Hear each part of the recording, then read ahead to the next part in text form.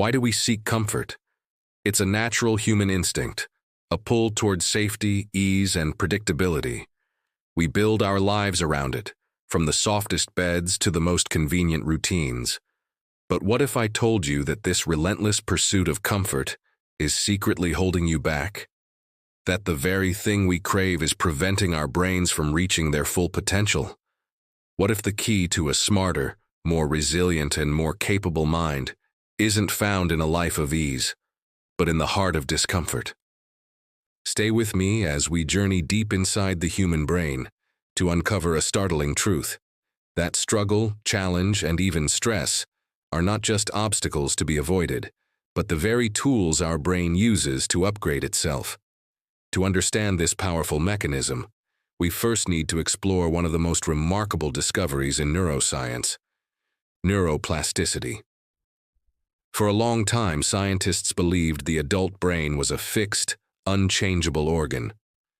You were born with a certain number of brain cells and that was it. But we now know this is fundamentally wrong. Your brain is not like a stone, but like clay, constantly being reshaped by your experiences, thoughts, and actions. Every time you learn a new fact, practice a skill, or even have a new thought, tiny connections between your brain cells, called neurons, are either created or strengthened. This incredible ability of the brain to reorganize itself, to form new neural pathways, is what we call neuroplasticity. It's why you can learn a new language, master a musical instrument, or recover from a brain injury. Your brain is a dynamic living network that is perpetually under construction, and you are the chief architect. So, the question is, what's the best way to direct this construction? This brings us to the heart of the matter: discomfort. Think about the last time you learned something truly difficult. Maybe it was a complex math problem, a tricky piece of code, or the chords to a new song. Do you remember that feeling of struggle, that mental friction? That is the sound of your brain hard at work rewiring itself. When you're in your comfort zone, your brain operates on autopilot, using well-worn, efficient neural pathways. It's easy, it requires little energy. But when you step into discomfort and challenge yourself, your brain is forced to get creative. It has to build new connections, strengthen weak ones, and find novel solutions. This process involves the release of chemicals like norepinephrine and acetylcholine, which essentially signal to your brain, "Pay attention, this is important. Something new needs to be learned." This heightened state of focus and alertness is what makes deep learning possible. It's not just about pushing through difficulty. It's that the very act of struggling is what strengthens the neural circuits for that new skill. The harder you have to work to retrieve a piece of information or execute a move, the stronger that memory trace becomes. Comfort leads to stagnation. Discomfort leads to growth. But what about more intense forms of discomfort, like fear and stress? Surely they can't be good for us. We're often told to avoid stress at all costs. While chronic, unrelenting stress is indeed harmful, short bursts of manageable stress can be incredibly beneficial for learning and adaptation. This is rooted in our survival instincts. Imagine an early human ancestor encountering a predator. The sudden spike in stress hormones like adrenaline and cortisol triggers the fight-or-flight response. The heart pounds, senses sharpen, and the brain goes into hyper-focus mode. In this state, the brain is primed to learn from the threatening situation as quickly as possible to ensure survival. It rapidly forms a powerful memory of the threat, the location, the sounds, the smells, to avoid it in the future. This is a powerful form of neuroplasticity in action, driven by fear. In our modern world, this same mechanism is activated when we face a looming deadline, a public speaking engagement, or a crucial exam. That feeling of pressure, while uncomfortable, can narrow our focus, boost our cognitive performance, and help us encode information more effectively. It's a biological hack that turns a perceived threat into an opportunity for rapid learning and adaptation. The key is that the stress must be temporary, followed by a period of rest and recovery. This entire mechanism makes perfect sense when you look at it through the lens of evolution. For hundreds of thousands of years, human life was defined by struggle. Our ancestors faced constant challenges, finding food, building shelter, outsmarting predators, and adapting to changing climates. There were no comfort zones. Survival depended entirely on the ability to learn, adapt, and solve problems under immense pressure. Those individuals whose brains were most adept at rewiring themselves in response to these challenges, those who could learn from their mistakes and innovate under pressure, were the ones who survived and passed on their genes. Our brains are, therefore, the product of millions of years of evolution in an environment of constant discomfort. We are hardwired to grow through adversity. The modern world, with its abundance of comfort and convenience, is a very recent and unnatural environment for our brains. We have essentially engineered struggle out of our daily lives, and in doing so, we may be inadvertently depriving our brains of the very stimulus they need to thrive. So how can we apply this knowledge in our everyday lives?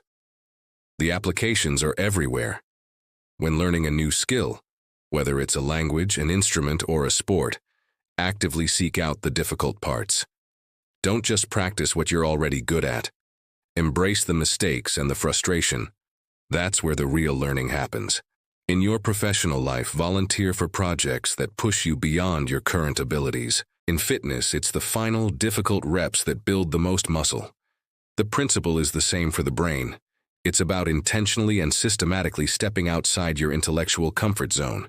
This could mean reading a book on a subject you know nothing about, trying to solve a complex puzzle, or engaging in a debate with someone who holds a different viewpoint. By consistently introducing these desirable difficulties, you are actively engaging your brain's neuroplastic potential and building a more robust and flexible cognitive toolkit. This proactive approach to discomfort doesn't just improve performance, it fundamentally changes how you approach challenges. Beyond cognitive enhancements and skill acquisition, embracing discomfort has profound psychological benefits. Every time you face a challenge and push through it, you are sending a powerful message to yourself. I can handle this. This builds self-efficacy and genuine confidence. Not the hollow kind, but the kind that is forged in the fire of real-world experience. It cultivates resilience, the mental fortitude to bounce back from setbacks. When you regularly practice being uncomfortable, you increase your tolerance for stress and uncertainty. Life's inevitable challenges become less daunting because you've trained yourself to navigate them. You develop what is often called mental toughness. Instead of viewing difficulty as a signal to quit, you learn to see it as an opportunity for growth. This mindset shift is transformative. It can reduce anxiety, improve emotional regulation, and lead to a greater sense of purpose and fulfillment. By learning to be comfortable with being uncomfortable, you unlock a deeper, more resilient version of yourself. This leads us to a fascinating and slightly unsettling question about our future. As technology advances, our lives are becoming increasingly frictionless. Algorithms anticipate our needs, automation handles our tasks, and virtual realities offer escape from the harshness of the real world. If human intelligence evolved through struggle, what will happen to it in a world designed for ultimate comfort? Will we see a gradual cognitive decline as our brains are no longer challenged in the ways they were designed to be? Will our problem-solving abilities atrophy? Will our resilience wither? It's a speculative but important question. We may be at a critical juncture in human history, where we must consciously choose to introduce challenge and difficulty back into our lives. We may need to become deliberate architects of our own discomfort, creating artificial struggles to keep our brains sharp and adaptive. The future of human intelligence might not depend on the next technological breakthrough, but on our collective willingness to reject passive consumption and embrace active, effortful engagement with the world. So, what is the ultimate takeaway? The message is both simple and profound.